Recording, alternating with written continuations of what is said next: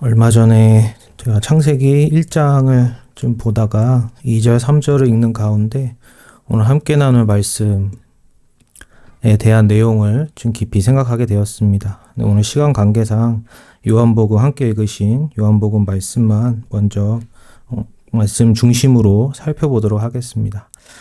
먼저 함께 읽으신 요한복음 14장 26절을 보시면 보혜사 곧 아버지께서 내 이름으로 보내실 성령 그가 너희에게 모든 것을 가르치고 내가 너희에게 말한 모든 것을 생각나게 하리라 라고 말씀합니다.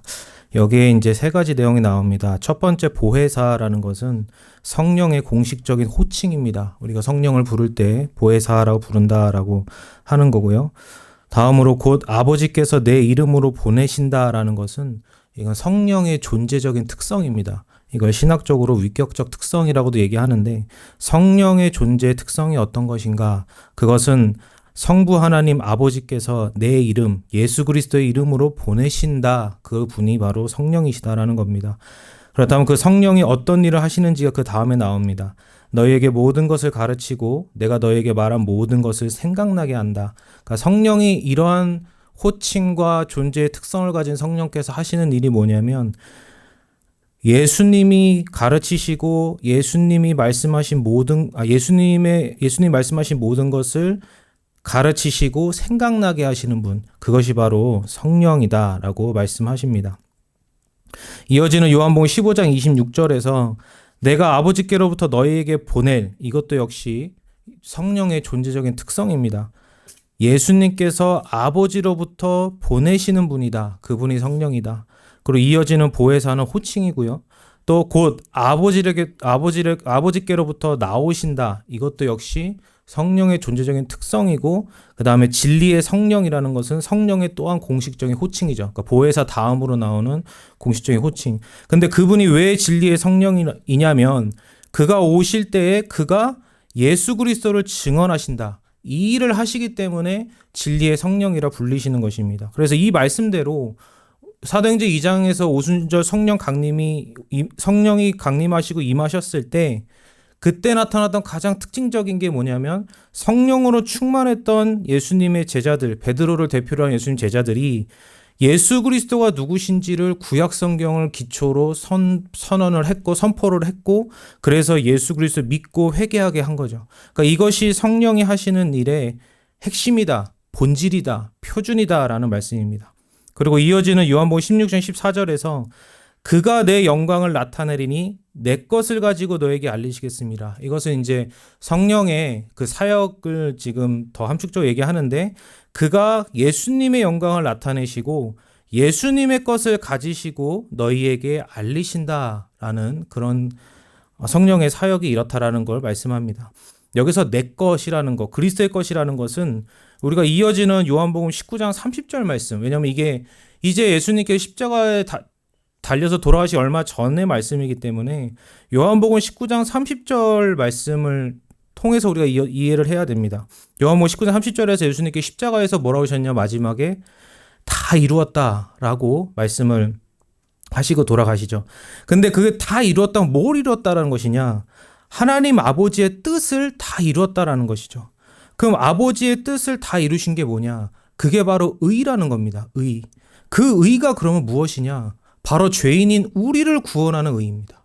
그러니까 우리가 하나님의 법정에서 죄인이요, 사형수요, 영원한 형벌에 처할 수밖에 없는 그러한 죄인들인데, 근데 법정에서 그리스도의 의가 제시되어서 이제 우리는 무죄 선고를 받고 죄가 없다고 인정받을 뿐만 아니라 자녀라는 신분, 그 법적인 신분을 얻을 수 있게 하는 것, 그것이 바로 그리스도가 성취하신 의입니다.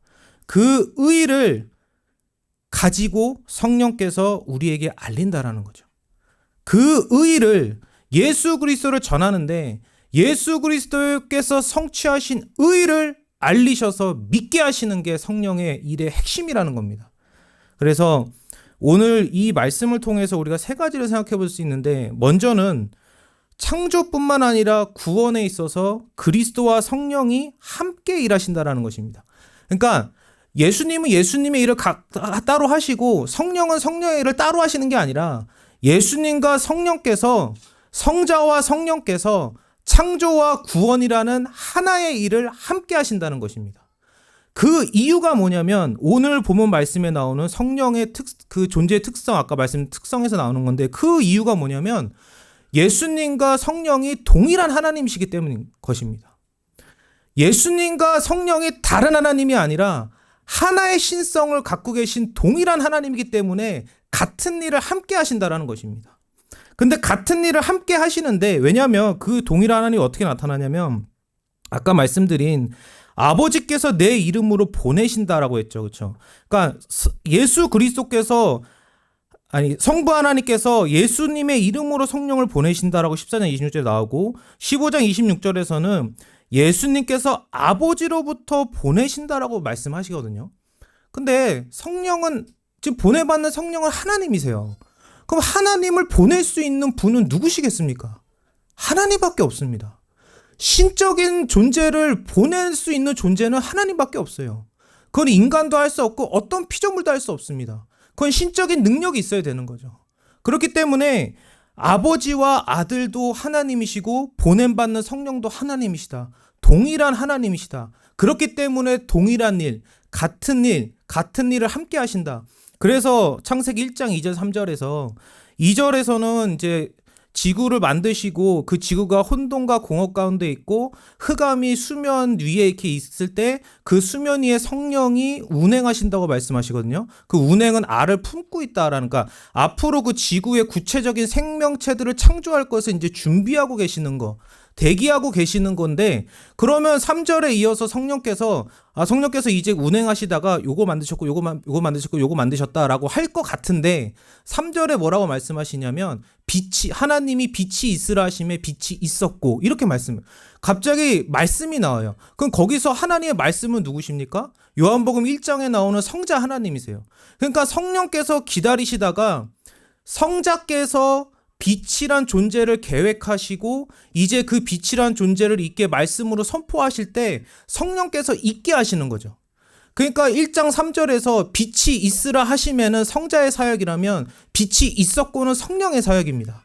그것이 그리스도와 성자와 성령이 함께 하나의 일을 하시는 거죠. 지금 구원도 마찬가지입니다. 성자와 성령께서 구원의 일을 함께 하시는 겁니다. 왜? 동일한 하나님이시기 때문에. 그런데 그 일에 또 하나의 특징이 있습니다. 뭐냐면 그리스도가 중심이 된다라는 것입니다. 여기 보시면은 아버지께서 내 이름으로 보내신다라는 것도 그렇고, 내가 아버지께로부터 너에게 보내신다라는 것도 그렇고, 여기서 보면은 아버지께서 그리스도의 이름으로 보내신다. 그냥 아버지가 보내신다라는 게 아니라 그리스도의 이름으로 보내신다. 예수님의 뭔가 중심성이 있는 거죠. 그래서 그렇게 예수님의 이름으로 보내심을 받고 예수님께서 직접적으로 보내시는 그 성령이 하시는 일이 예수님의 말씀을 생각나게 하시고, 예수님을 증언하시고, 예수님의 영광을 나타내시고, 예수님의 것을 가지고 알리시고. 그러니까 성령께서 그리스도와 함께 그 구원이라는 동일한 일을 함께 하시는데, 그때의 중심이 누구한테 있냐? 그리스도께 있다라는 겁니다. 그리스도께. 그래서 성령께서 역사하시면 그리스도가 증거되는 것이죠. 그리스도가 부각되는 것이죠. 그리스도의 영광이 나타나는 것이죠. 왜 그렇겠습니까? 성령은 고린도전서 2장 10절 말씀을 보면 하나님의 깊은 것까지라도 통찰하시는 분이라고 해요. 그러니까 하나의 깊은 건 뭡니까? 신성의 그 너무나 무한히 선하고 무한히 거룩한 그 하나님의 신성의 깊은 것까지도 다 아시는 분이라면 누구를 우리에게 증거하겠습니까? 이 우주 만물에서 가장 좋은 하나님의 존재를 증거하지 않겠습니까? 성령이. 그리고 또 하나, 이렇게 지금 성령께서 증거하시고 알리시는 대상이 죄인이지 않습니까? 그러면 성령께서 전지전능하시기 때문에 모든 걸 다 아시는데, 그럼 우리 죄인에게 가장 필요한 것이 무엇이겠습니까? 우리를 구원하실 구세주시겠죠. 그렇죠? 그러니까 하나님이시면서 구세주이신 분, 예수님밖에 없잖아요. 그러니까 성령은 그 예수 그리스도를 우리에게 증거하고, 우리의 그 예수님의 것, 그리스도의 의를 우리에게 알리셔서 그 의를 갖고 우리가 구원을 받을 수 있도록 하시는 분이라는 것을 오늘 말씀하고 있는 것입니다. 그래서 성령은 다른 일을 하시지 않습니다.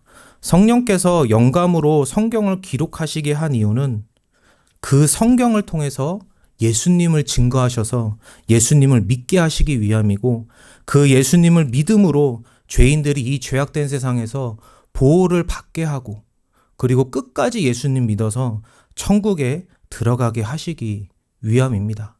그래서 성령을 말한다고 하면서 예수님을 말하지 않는 것은 문제가 있는 것입니다. 성경과 성경을 강조한다고 하면서 예수님과 그분이 이루신 대속을 말하지 않는 것은 이상한 것입니다. 그러니까 그것은 성령의 성령을 통한 어떤 신비한 체험이나 어떤 여러 가지 또 다른 공로나 의를 얘기해서 마치 예수님으로 말미암는 구원이 따로 있고 성령으로 말미암는 구원이 따로 있어서 이 두 가지가 합쳐서 마치 완전한 구원이 되는 것처럼 속이는 것이죠. 그렇지 않습니다. 성령은 예수님께서 이루신 것을 우리에게 주셔서 구원을 받게 하시는 분이에요. 그래서 성령은 그리스도만을 증거하는 거예요. 성령은 구원의 시작부터 그리스도만을 증거하고 구원의 계속에서도 그리스도를 증거하고 예수님이 와셔서 우리가 부활할 때까지도 그리스도만 증거하시는 겁니다. 그분이 우리의 영원한 신랑이시고 그분의 의로 말미암아 우린 영원히 사는 거고 우리가 천국에서 영원히 함께 하실 분이 그분이기 때문에 그분만 증거하시는 거죠. 그분의 의로서 우리가 살기 때문에 그 구세주로서 우리가 영원히 살기 때문에 그분만 증거하시는 거죠. 그렇기 때문에 우리가 이거에 속지 말아야 합니다. 이 그리스도의 사역과 성령의 사역 사이에 그러니까 이단과 사이비는 막 많은 것을 넣으려고 하거든요. 여기에 온갖 것을 집어넣어서 그리스도로 말미암은 구원과 성령을 말미암은 구원을 분리시키려고 하고 그래서 그리스도를 믿는 믿음으로는 뭔가 부족하고 그래서 뭔가 플러스 알파가 있어야 되고 그러니까 자꾸 이런 식으로 만들어 가거든요. 그렇지 않습니다. 그러니까 이런 식으로 만들어 가면 아무리 하나님의 아들께서 십자가에 달려 죽으셨어도 그게 부족한 것처럼 드러나게 되는 거죠. 절대 그렇지 않죠. 왜 그렇습니까? 하나님의 아들께서 죽으신 값은 무한한 값이기 때문에 하나님의 아들께서 죽으신 값이기 때문에 무한한 값이기 때문에 사람으로서 십자가에 달려 죽으신 그분은 하나님이시기 때문에 그 치르신 값이 무한하기 때문에 내 전 존재를 영원히 구원하고도 남을 값이고 나뿐만 아니라 선택받은 그 수많은 사람들을 구원하고도 부족함이 없는 값이기 때문에 이 값이 부족하지 않습니다. 또 다른 구원이 필요 없습니다. 그러니까 우리는 이렇게 분리시키는 거 속으면 안 됩니다. 그리고 이렇게 분리되는 것은 하나님의 존재적으로도 불가능합니다. 왜 그렇습니까? 아까 말씀드렸잖아요. 동일한 하나님이니까. 같은 일을 함께 하시니까. 근데 그 일하심의 특성이 우선성이 중심성이 그리스도께 있으니까. 그래서 사실 그 알미니안주의하고 싸울 때 제한 속죄라는 것이 이제 도르칭에 나타나는데 그 제한 속죄의 핵심이 그것입니다. 예수님이 성취하신 의로 충분하다는 것입니다. 그렇기 때문에 그 의가 믿음으로 받는 자는 구원하고도 남는다라는 것입니다. 근데 그렇지 않고 어떤 사람의 믿음의 여부에 따라 이 예수님의 아무리 하나님의 아들이 죽으셨어도 사람이 안 믿으면 끝이고 믿으면 그때 효과가 있고 그러니까 이 무한한 값을 너무 능력 없는 값으로 떨어뜨려 버리는 거죠. 그것이 아니라는 것이죠. 이 무한한 값은 택함 받은 자들을 반드시 구원한다. 그것이 제한속죄 핵심입니다. 그렇기 때문에 그리스도의 구원과 성령의 구원은 결코 분리되지 않습니다. 하나입니다. 그렇기 때문에 우리가 신앙생활을 할 때 우리 안에 성령이 역사하시면 우리에게 가장 밝히 드러나는 것이 그리스도의 영광입니다. 예수님입니다. 예수님의 대속이고 십자가입니다. 그것으로 충분합니다. 다른 거 없어도 됩니다. 신비한 현상 없어도 되고 신비한 체험 없어도 되고 요란한 거 없어도 됩니다.